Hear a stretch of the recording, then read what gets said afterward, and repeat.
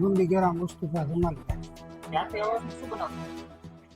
અમે ઘરેથી ટ્રાવેલિંગનો ધંધો છે અમે આરટીઓની પરમિટનું પૂછવા જતા હતા એ અરસામાં અમે નવાપરા ચોકમાં ઠંડુ પીવા ઊભા રહ્યા. એ અરસામાં અમીનભાઈ અલારભાઈ સોલંકી, રિયાઝભાઈ ઇનુસભાઈ સોલંકી તલવાર, પાંચ અને છરી વડે હુમલો કર્યો. કારણ શું? કારણ 2-3 મહિના પહેલા અમારે મારા સગા મામાના દીકરા થાય. હા, એટલે મારા પપ્પા એક્સપાયર થયા એ બાબતે અમારે એકાબીજાનો સંબંધ ઓછો થઈ ગયો.